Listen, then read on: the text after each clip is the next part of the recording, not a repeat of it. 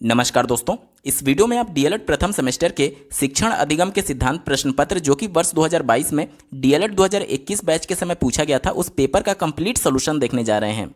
यदि विगत 5 वर्षों में पूछे गए डीएलएड प्रथम सेमेस्टर के सभी सब्जेक्ट्स के पेपर का कंप्लीट सॉल्यूशन देखना चाहते हैं तो इस वीडियो के समाप्त होने के बाद से आप इस वीडियो का डिस्क्रिप्शन जरूर चेक करिएगा। चलिए दोस्तों, इस वीडियो को प्रारंभ करते हैं। वस्तुनिष्ठ में पहला प्रश्न पूछा गया था, ब्लूम के अनुसार शिक्षण के उद्देश्य हैं। तो ब्लूम ने शिक्षण के उद्देश्य में ज्ञानात्मक, क्रियात्मक और भावात्मक तीनों उद्देश्य बताए थे। इस वजह से इसका उत्तर हो जाएगा ऑप्शन नंबर 4, उपर्युक्त सभी।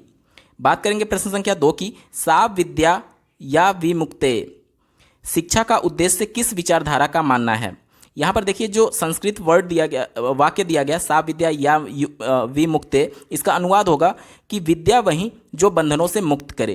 तो ये विचारधारा किससे प्रेरित है? ये प्रेरित है आदर्शवादियों से। उत्तर हो जाएगा ऑप्शन नंबर 1, आदर्शवादी। बात करेंगे प्रश्न संख्या 3 की, गेस्टाल्ट मनोवैज्ञानिक सिद्धांत पर आधारित शिक्षण सूत्र है।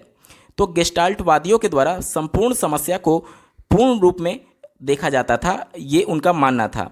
तो यहाँ पर देखिए, चारों ऑप्शन में देखेंगे तो एक ही ऑप्शन आपको दिख रहा है, पूर्ण से अंश की ओर, यानी पूरी समस्या को एक बार में देखना और उसके बाद से छोटे छोटे भागों में बांट करके उस समस्या को हल करने की कोशिश करना। ये शिक्षण सूत्र पूर्ण से अंश की ओर होता है और ये गेस्टाल्ट मनोवैज्ञानिकों के द्वारा इस प्रकार का सिद्धांत दिया गया था। उत्तर हो जाएगा ऑप्शन नंबर 3।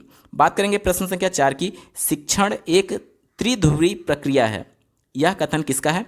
तो यह कथन जो है वो जॉन ड्यूवी का है। आप कंफ्यूज मत होइएगा, कई जगह ड्यूवी लिखा रहता है, यहाँ पर डीवी लिखा है, तो वो एक ही है। त्रिध्रुवी प्रक्रिया जो बताया था वो जॉन ड्यूवी के द्वारा बताया गया था। उत्तर हो जाएगा ऑप्शन नंबर 1। 5वां प्रश्न पूछा गया था, संप्रेषण शब्द की उत्पत्ति किस लैटिन शब्द से हुई है। तो यह कम्युनिस शब्द से हुई है, जो कि एक लैटिन का वर्ड है। तो उत्तर हो जाएगा ऑप्शन नंबर 1, कम्युनिस। बात करेंगे प्रश्न संख्या 6 की, संप्रेषण के प्रकार हैं। तो संप्रेषण के 2 प्रकार होते हैं, पहला शाब्दिक और दूसरा अशाब्दिक। 7वां प्रश्न पूछा गया था, प्रोजेक्ट विधि के जन्मदाता हैं। तो किलपैट्रिक प्रोजेक्ट विधि के जन्मदाता हैं। उत्तर हो जाएगा ऑप्शन नंबर 3। 8वां प्रश्न पूछा गया था, निम्न में से शिक्षण का सामान्य सिद्धांत नहीं है। तो यहाँ पर देखिए, क्रियाशीलता का सिद्धांत है, यानी बच्चा जितना क्रियाशील रहेगा उसका अधिगम उतना ही स्थायी होता है। ठीक है। रुचि का भी सिद्धांत होता है, बच्चा जितना रुचि लेगा उसका अधिगम उतना ही स्थायी होगा। नियोजन का भी सिद्धांत होता है, ये शिक्षकों के लिए होता है, यानी कि पहले से प्लानिंग करके शिक्षण कार्य करना चाहिए। तो ये तीनों तो सामान्य सिद्धांत हैं, लेकिन परिमाण का सिद्धांत कोई भी शिक्षण का सामान्य सिद्धांत नहीं है। इस वजह से प्रश्न में चूंकि नहीं पूछा गया था, इस वजह से उत्तर हो जाएगा ऑप्शन नंबर 4, परिमाण का सिद्धांत। बात करेंगे प्रश्न संख्या 9 की, कल्पना एवं तर्क शक्ति का विकास किस शिक्षण प्रविधि के माध्यम से करते हैं। तो यहाँ पर देख लीजिए, कहानी प्रविधि जो होती है, जिसमें बच्चों को कहानी सुनाते हैं, तो उसमें राजा रानियों की कहानी सुनाई जाती है, जो कि उनके सामने प्रत्यक्ष रूप से नहीं है, मूर्त नहीं है, लेकिन वह उनके बारे में कल्पना करने लगते हैं, जिससे उनमें कल्पना का विकास होता है। और कभी कभी वो तर्क भी करते हैं, जिससे उनमें तर्क शक्ति का भी विकास होता है। तो ये कहानी प्रविधि के माध्यम से होता है। उत्तर हो जाएगा ऑप्शन नंबर 4। बात करेंगे प्रश्न संख्या 10 की, सुकरात प्रविधि कहते हैं।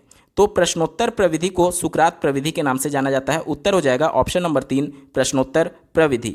11वां प्रश्न पूछा गया था, शिक्षक केंद्रित शिक्षण में शिक्षा का केंद्र बिंदु होता है। तो यहाँ पर जो शिक्षक होता है वो शिक्षक केंद्रित शिक्षण में केंद्र बिंदु होता है। ध्यान दीजिएगा, कंफ्यूज मत होइएगा, यहाँ पे शिक्षक केंद्रित पूछा गया है। अगर बाल केंद्रित पूछा गया रहता तब विद्यार्थी होता। शिक्षक केंद्रित शिक्षण में शिक्षक ही केंद्र बिंदु में होता है। उत्तर हो जाएगा ऑप्शन नंबर 1, शिक्षक। 12वां प्रश्न पूछा गया था, सूक्ष्म शिक्षण पद्धति के जन्मदाता हैं। तो डी एलन सूक्ष्म शिक्षण पद्धति के जन्मदाता माने जाते हैं। उत्तर हो जाएगा ऑप्शन नंबर 1। 13वां प्रश्न पूछा गया था, पाठ प्रस्तावना कौशल का आधार बिंदु है। तो पाठ प्रस्तावना कौशल में पूर्व ज्ञान की जानकारी प्राप्त करने के लिए बच्चों से प्रश्न पूछा जाता है। तो इसका जो आधार बिंदु होता है वह पूर्व ज्ञान होता है। उत्तर हो जाएगा ऑप्शन नंबर 3, पूर्व ज्ञान। बात करेंगे प्रश्न संख्या 14 की, व्याख्यान विधि में छात्र बने रहते हैं। तो व्याख्यान में जो शिक्षक होता है वो आकर के क्लास में पूरी व्याख्या करके चला जाता है, जिसमें बालक जो होता है, जो छात्र होता है, वो बिल्कुल निष्क्रिय बना रहता है। ठीक है। तो इस हिसाब से आपका उत्तर हो जाएगा ऑप्शन नंबर 3, निष्क्रिय। बहुविकल्पीय में अंतिम प्रश्न पूछा गया था, अधिगम का अर्थ है। तो अधिगम का जो अर्थ होता है, देखिए, अधिगम का मतलब सीखना भी होता है और व्यवहार करना भी होता है, क्योंकि आपके प्रयास के द्वारा या फिर आपके अनुभव के द्वारा जो आपके व्यवहार में परिवर्तन हुआ, अब चूंकि वो परिवर्तन आप व्यवहार के द्वारा ही परिलक्षित करेंगे, यानी व्यवहार करके ही उसको प्रदर्शित करेंगे। तो अधिगम का मतलब ही ये होता है कि व्यवहार में जो परिवर्तन हुआ, जो आप उसको परिलक्षित कर रहे हैं, वो अधिगम है। ठीक है, और सीखना भी होता है। अब यहाँ पर 2 विकल्प सही हो गए हैं, इस वजह से आपको मजबूरी में इसका उत्तर लगाना होगा ऑप्शन नंबर 4 उपरोक्त सभी। यहाँ पर देख लीजिए ऑप्शन नंबर 1 लक्ष्य प्राप्ति करना भी अधिगम का अर्थ होता है, क्योंकि आप किसी टारगेट को लेकर के, किसी लक्ष्य को लेकर ही प्रयास करेंगे कि वो चीज़ मुझे सीखना है, तो ये भी इसका उत्तर होगा। इस वजह से ऑप्शन नंबर 4 उपरोक्त सभी सही उत्तर है। दोस्तों अब बात करेंगे अति लघु उत्तरीय प्रश्नों की। 16वां प्रश्न पूछा गया था संप्रेषण की एक परिभाषा लिखिए। तो संप्रेषण की कोई भी परिभाषा आप लिख सकते हैं, जैसे कि संप्रेषण 2 या 2 से अधिक व्यक्तियों द्वारा विचारों, तथ्यों, मतों और भावनाओं का आदान प्रदान करने की कला है। 17वां प्रश्न पूछा गया था संप्रेषण के प्रमुख घटक कौन कौन से हैं। तो संप्रेषण के कुल 5 घटक होते हैं। पहला प्रेषक, यानी कि जो मैसेज भेजने वाला है। दूसरा संदेश, यानी कि जिस मैसेज को भेजना है। तीसरा माध्यम, जिस माध्यम के थ्रू मैसेज जाएगा। चौथा रिसीवर, यानी प्राप्तकर्ता, जो कि मैसेज को प्राप्त करेगा। और 5वां होता है प्रतिपुष्टि, यानी कि फीडबैक, की मैसेज प्राप्त हो चुका है। यहाँ पर मुख्य प्रमुख घटक की बात की गई है, तो अगर आप केवल प्रेषक और इसके अलावा प्राप्तकर्ता और संदेश भी लिख देंगे 3 घटक, तो भी आपका सही हो जाएगा। 18वां प्रश्न पूछा गया था शिक्षण में अभिप्रेरणा के सिद्धांतों का क्या अभिप्राय है। अभिप्रेरणा के तहत ही बच्चों में रुचि उत्पन्न की जा सकती है। बच्चा अगर कक्षा में सीखने के लिए प्रेरित नहीं है तो पहले उसको अभिप्रेरित किया जाएगा, मोटिवेट किया जाएगा, उसके बाद से उसमें रुचि उत्पन्न होगी और बच्चा स्वयं सीखने के लिए प्रेरित हो जाएगा। तो इस प्रकार से आप लिख सकते हैं। बात करेंगे प्रश्न संख्या 19 की। शिक्षण के किन्हीं 2 शिक्षण सूत्रों को लिखिए। कोई भी 2 आप लिख सकते हैं। पहला सरल से जटिल की ओर और दूसरा ज्ञात से अज्ञात की ओर। बात करेंगे प्रश्न संख्या 20 की।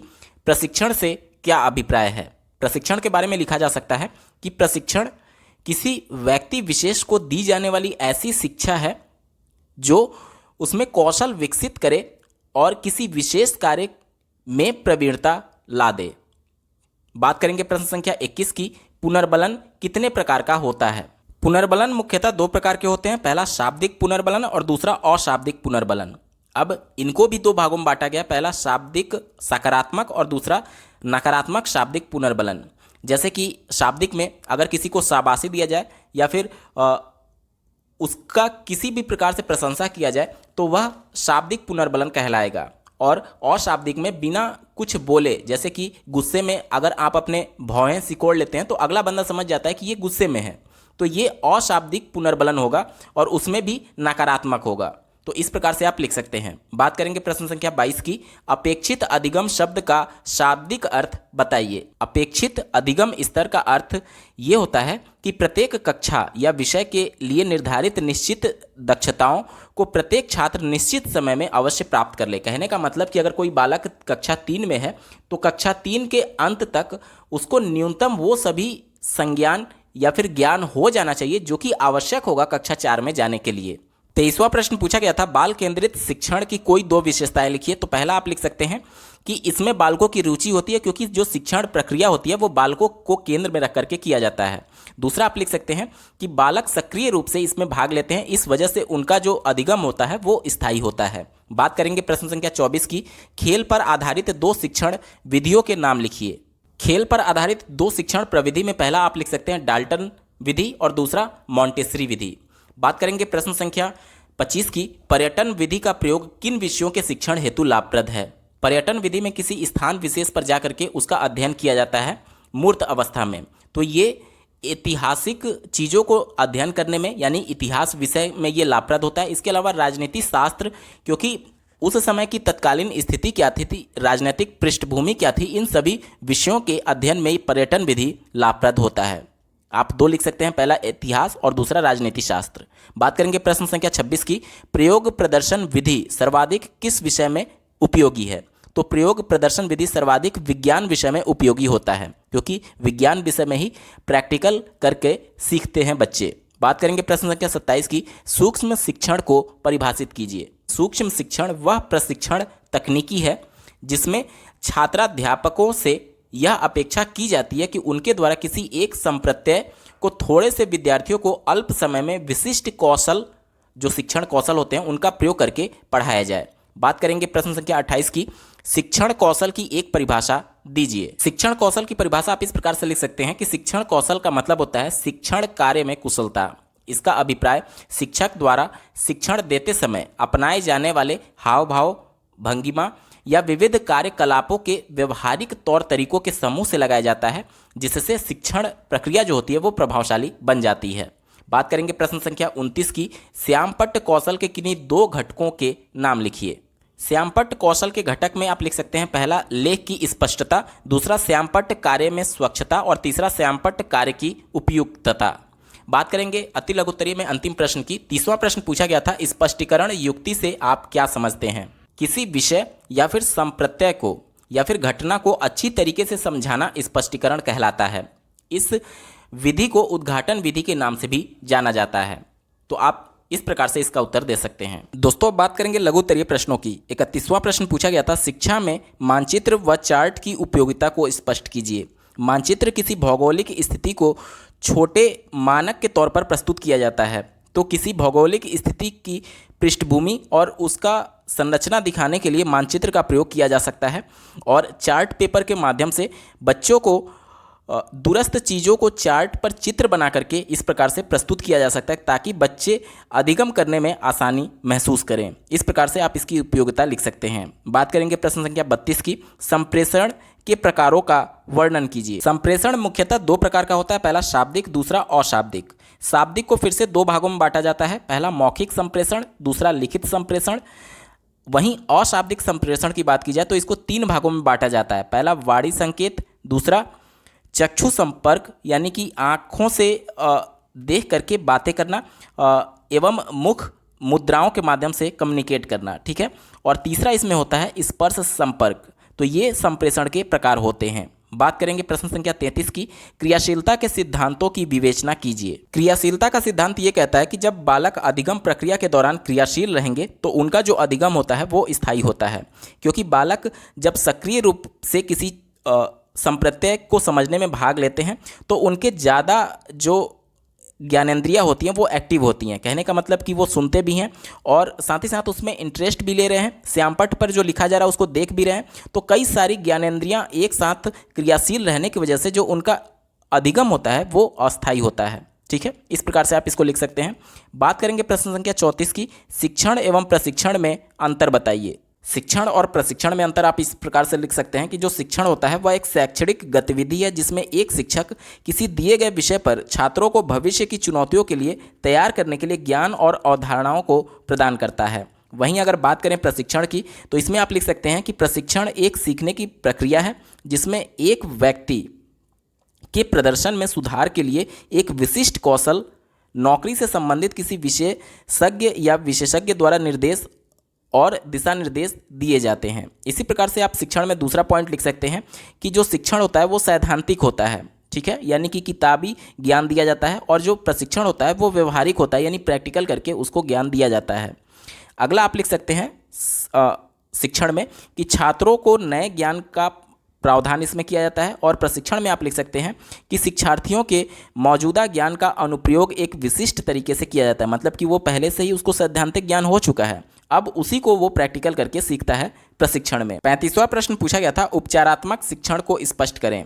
तो जब भी किसी संप्रत्यय या फिर किसी पाठ को खत्म होने के बाद से अगर कक्षा के बालक उस पाठ में कुछ समस्या महसूस कर रहे हैं तो सबसे पहले उनकी क्या समस्या है उसको जानने के लिए निदानात्मक शिक्षण किया जाता है। निदानात्मक शिक्षण में सिर्फ क्या समस्या है इसका पहचान किया जाता है, और उन समस्याओं को दूर करने के लिए जो भी गतिविधि अपनाई जाती है वो उपचारात्मक शिक्षण के अंतर्गत आता है। कहने का मतलब कि जो समस्याएं थी उनको दूर करने की प्रक्रिया जो होती है वो उपचारात्मक शिक्षण कहलाती है। बात करेंगे प्रश्न संख्या 36 की, सूक्ष्म शिक्षण की प्रक्रिया को समझाइए। सूक्ष्म शिक्षण में कुल 6 चरण होते हैं। पहले चरण में पाठ योजना निर्माण किया जाता है, दूसरे चरण में कक्षा शिक्षण किया जाता है, और तीसरे चरण में प्रतिपुष्टि ली जाती है कि मतलब जो कक्षा पढ़ाया है छात्राध्यापक ने वो कैसा था उसका फीडबैक लिया जाता है, ठीक है।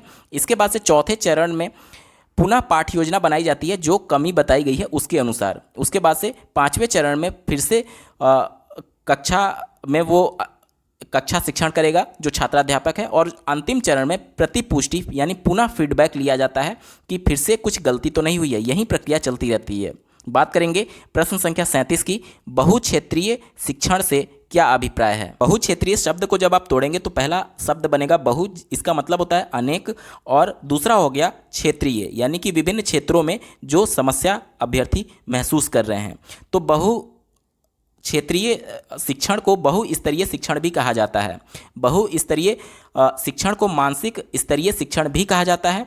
एक ही कक्षा में जब अलग अलग तरीके एवं अलग अलग गति से सीखने वाले बालक होते हैं, जब एक शिक्षक एक ही समय में कक्षा में प्रत्येक बालक को उनके स्तर के आधार पर समूहों में बांटकर शिक्षण कार्य करता है, तो इसे बहुस्तरीय शिक्षण या फिर बहुक्षेत्रीय शिक्षण कहा जाता है। बात करेंगे प्रश्न संख्या 38 की, कथन युक्ति को स्पष्ट कीजिए। कथन युक्ति को कहानी कथन प्रविधि के नाम से भी जाना जाता है। इसमें बालक को कहानी के माध्यम से संप्रत्यय को बताया जाता है। वह किसी संप्रत्यय को इस प्रकार से कहानी में पिरोता है ताकि बालक उसमें इंटरेस्ट लें और वह अधिगम करने के लिए प्रेरित हो सके। बात करेंगे प्रश्न संख्या 39 की, शिक्षण में अभिप्रेरणा का सिद्धांत से क्या आशय है। अभिप्रेरणा का सिद्धांत ये कहता है कि बालक जब मोटिवेट होंगे शिक्षण कार्य के लिए तो उनका अधिगम स्थायी होगा। अब अभिप्रेरणा भी दो प्रकार का होता है, पहला इंटरनल यानी आंतरिक अभिप्रेरणा और दूसरा बाह्य अभिप्रेरणा। जब बालक को किसी चीज़ की आवश्यकता होती है, जैसे कि मान लीजिए उसके घर में आर्थिक रूप से तंगी है, तो वह खुद मोटिवेट हो गया कि उसको भविष्य में पैसे कमाने, इस वजह से वो शिक्षण प्रक्रिया में भाग लेगा और शिक्षण करेगा। तो यहाँ पर वो जब खुद मोटिवेट होगा अपने आप से, तो वह इंटरनली यानी आंतरिक अभिप्रेरणा हुआ, और जब किसी बाह्य कारक की वजह से अगर वो मोटिवेट हो रहा है तो वो उसे बाह्य अभिप्रेरणा कहते हैं। तो इसी प्रकार से आप लिख सकते हैं कि बालक जितना ज़्यादा अभिप्रेरित होगा उसका अधिगम उतना ही ज़्यादा स्थायी होता है। दोस्तों, हम लोग वीडियो के बिल्कुल अंतिम पड़ाव में आ चुके हैं। अभी तक का ये वीडियो आपको कैसा लगा कमेंट करके जरूर बताइएगा, क्योंकि आपका एक कमेंट मुझे मोटिवेट करेगा ऐसे ही महत्वपूर्ण वीडियो लाने के संदर्भ में। इस प्रश्न पत्र का अंतिम प्रश्न पूछा गया था, अपेक्षित अधिगम स्तर की संकल्पना क्या है। तो अपेक्षित अधिगम स्तर की संकल्पना के बारे में आप लिख सकते हैं कि वह न्यूनतम स्तर जो किसी बालक को किसी कक्षा के अंत तक आना ही चाहिए अगले कक्षा में प्रवेश लेने के लिए। जैसे कि मान लीजिए कक्षा 5 का कोई बालक है, तो कक्षा 5 की जो न्यूनतम अधिगम का स्तर होगा कि कम से कम उतना जानना ही चाहिए, तभी वो कक्षा 6 में जा सकता है, उसी को अपेक्षित अधिगम स्तर कहा जाता है। दोस्तों, यहाँ पर पूरा पेपर सॉल्व हो चुका है। आपको ये वीडियो कैसा लगा कमेंट करके जरूर बताइएगा, और ऐसे ही महत्वपूर्ण अपडेट के लिए चैनल को सब्सक्राइब करना ना भूलें। साथ ही डीएलएड प्रथम सेमेस्टर के पिछले 5 वर्षों के पेपर का कंप्लीट सोल्यूशन देखने के लिए आप इस वीडियो का डिस्क्रिप्शन जरूर चेक करिएगा। इस वीडियो को देखने के लिए आपका बहुत बहुत धन्यवाद। भगवान करे आपका दिन शुभ हो।